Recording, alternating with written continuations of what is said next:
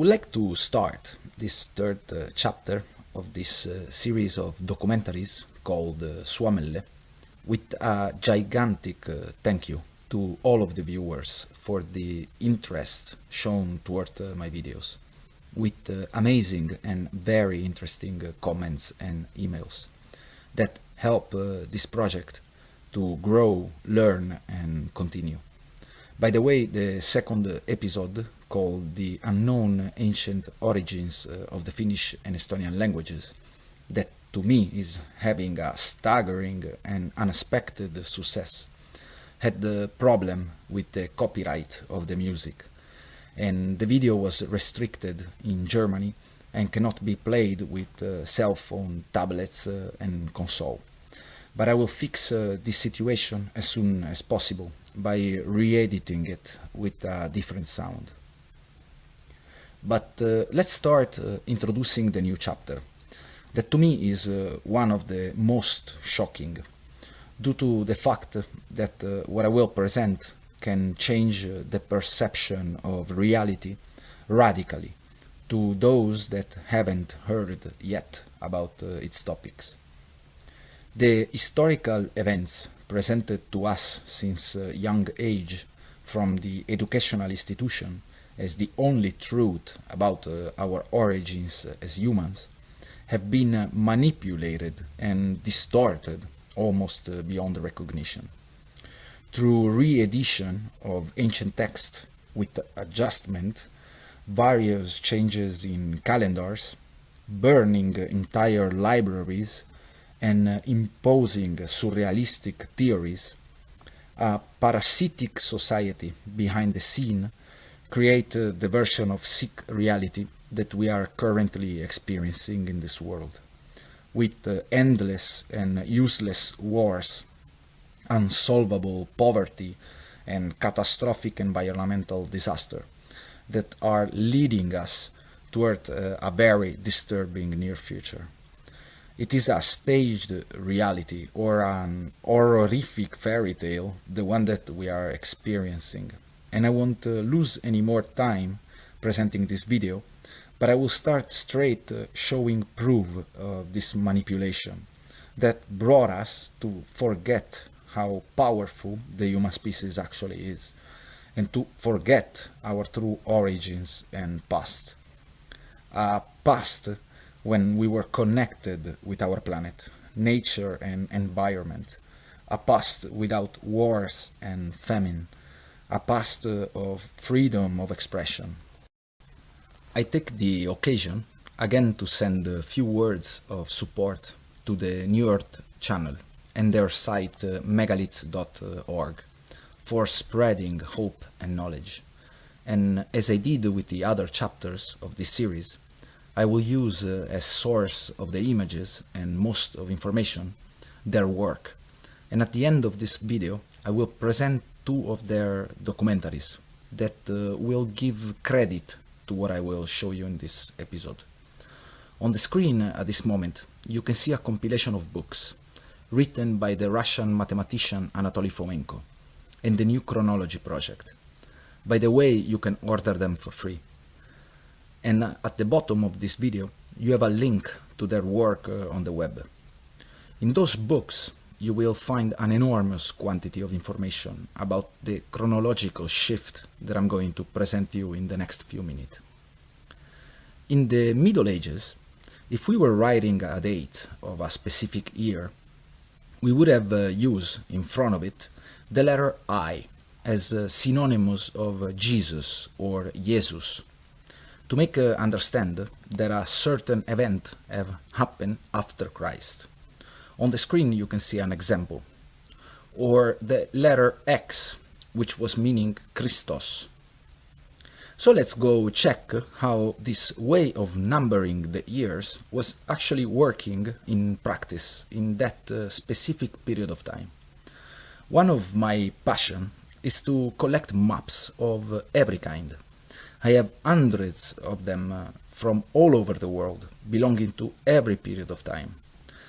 And I will show you one of my favorite cartographers in absolute. His name is Abraham Ortelius. There is no doubt that his maps are accepted as authentic from every so-called historians and geographer throughout the world. In fact, using the main research engine in internet, we can find out clearly that he was born on 14th of April 1527 and he died on the 28th of June 1598, and that he was a Flemish cartographer and geographer, conventionally recognized as the creator of the first modern atlas, the Theatrum Orbis Terrarum, or Theater of the World. And I personally think that this name is the most adequate, because the world, as it is presented to us, is really a theater.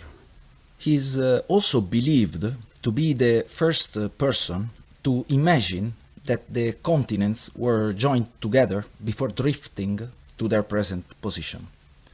We can also see that the Encyclopedia Britannica gives us the same exact personal information. So let's investigate his magnificent works. The map shown on the screen is very baffling. It is considered to be a 1574 map of the world. So, examining it with a bit of logic, a question comes to my mind immediately. It was made 82 years after the supposed discovery of America by this phantomatic figure called Cristoforo Colombo, and there are already all of the main rivers of South America painted with accuracy. And the idea that in few decades they could have mapped that remote area of the jungle is very fishy. But this is a subject that I will touch in a future episode. What is concerning to this investigation is the date, and as we go closer to it, we can see that in front of the number 574, there's an I or a J, synonymous of Jesus or Jesus. That's clearly not a 1. So is here 574, not 1574. But let's go check another cartographer. His name was Levinus Hulsius, and in his personal information we can read that he was born in Belgium in 1546. He was a maker and dealer of fine scientific instrument, publisher and printer, linguist and lexicographer. Wrote extensively on the construction of geometrical instruments. So also his jobs as cartographer are accepted as genuine, and also in this case, on the map shown on the screen, in front of the number 598, there is a very peculiar one. And actually, I have to say that to me, it is far to be a 1. But for all of the so-called historians, the date is 1598. But let's go investigate another cartographer from the same period. His name is Nicolaes van Gelkerken. Again, we can see that he is considered an authentic cartographer, and the date on his maps are very clear. On the left side of this particular work, we can see that there are 3 dates. One is 499, with an I or a J in front. The second one is 579, also with a J or an I in front of it. And the third is 587, again clearly with an I or a J before it. On the right side of the map, we can again see the year, which is actually the date of the map itself. And in front of the number 632, there is a clear I or J.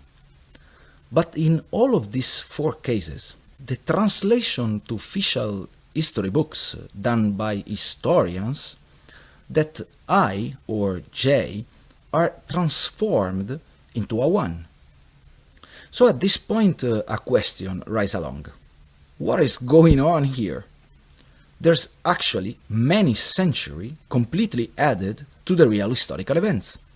Precisely they are 1000 fabricated years, as the New Earth Channel called them. But before taking any conclusion, I will give you more proof that these are not just a couple of mistakes in writing dates done by lunatic cartographers, but that it is actually, and without any doubt, an organized and manufactured time shifting, or a staged and planified manipulation of the real timeline, made by parasitic psycho-illusionists to trick us and to distort our perception of historical events. As we can observe in this old emblem of the beautiful city of Vilnius in Lithuania, the age that the capital belonged to is the 7th century. It is very clear. You can see the number 7 on the left side of the emblem. But according to the history presented to us worldwide by all of the institutions, educational, economical, art, sport, and so on, the city, as we can read on the screen, belonged to the 14th century. It is just unreal. But let's take another example. Ludwig von Schlosser was a German historian who, as we can read, laid the foundation for the critical study of the Russian history. And we will later come back on this critical study of history done by German historians, but let's continue with this personal information. As we can read, they are assuring us that he was born July the 5th, 1735, and died September 9th, 1809. It is clearly written 1735 years after Jesus Christ. But if we go check how he was depicted in history, under his name we can clearly read the date of his birth in I 735. That's an I, not a 1. There's no doubt about it. But let's go back in time. In this image, we can see the illustration of the Lugduni Batavorum of Ludovici Elzeviri. If again we go check the time period which it belonged to, according to the main research engine in internet, it is clearly written that it is the end of the 1500.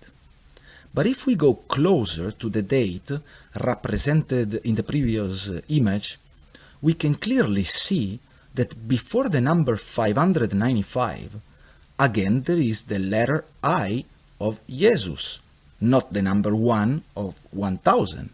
There's even a dot separating the I representing the time period after Jesus Christ and the rest of the date. In the next few seconds, I will show you some of the endless examples of this fabricated 1000 years on images courtesy of the New Earth Channel. We cannot trust the history presented to us.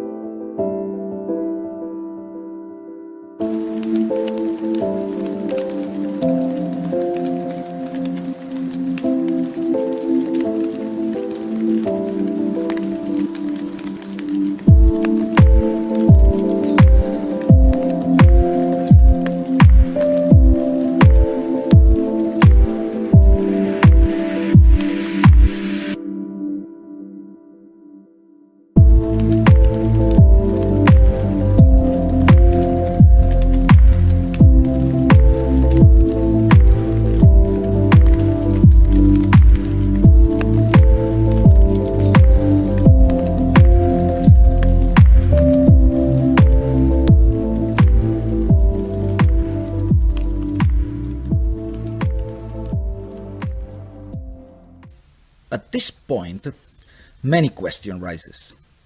How were the people at that time blinded and forced to accept this time shifting. How the society could have been manipulated to simply accept 1000 staged years. Because we have to keep in mind that in those times there was a lot of brilliant minds walking on this earth. In fact, also the physicist, mathematician and philosopher Sir Isaac Newton understood this chronological distortion, and he wrote chronicles about it. On the screen, we can appreciate one of his works, done to unmask this falsified historical timeline. It's called The Chronology of Ancient Kingdom Amended, and he theorized that the Greek Empire was artificially sent back in time 534 years, the Romans 1000 years, and the ancient Egyptian with 1800 years. But the main reason why the common people just accept these invented or staged centuries is that they just could not understand what was going on, because conveniently, exactly in that specific period of time, the calendar was changed into the new falsified or adjusted Gregorian calendar. So people were forced to accept the new chronology. It is almost diabolical. They have tricked us, fooled us. These parasitic psycho-illusionists, they have distorted the perception of our own history, making us think that it is thousands of years that there's wars and conflict, giving us the sensation of impotence, looking at the sick current events that we are living in these days, making us think that it has always been like this, that the human species is thousands of years experiencing these social problems. Right after the publication of this chapter of Suomelle, I will publish a video done by the New Earth channel about these 1000 fabricated years. Please go look at it. It is beautiful. I hope that life will always help the people behind that project, because their purpose is to spread hope and knowledge. Thank you for what you are doing. But let's now connect these disgusting lies to the historical panorama of Finland. It is now a long time that I have realized this chronological mess, thanks to the studies of Anatoly Fomenko and the New Chronology project. Again, I repeat that at the bottom of this video, there's a link to their job on the web. Please go consult it to have tons of more proof about this parasitic time distortion. And in the last few months, I came out with one conclusion. If there's so many centuries added to the real historical timeline, so there's literally thousands of events that never happen, and hundreds of thousands of people that never exist. So I started studying the genealogy of important historical figures. And I not even start talking about Spain, England or France, where entire genealogies of emperors and families are repeated over and over to fill up this phantom time. Also because I can give you just a short overview of the situation in this video, that otherwise would be 3 hours long. But I will choose just one person because of the topic of the previous chapter of this series of documentaries, which is the Finnish language. His name is Mikael Olavi, more known as Mikael Agricola.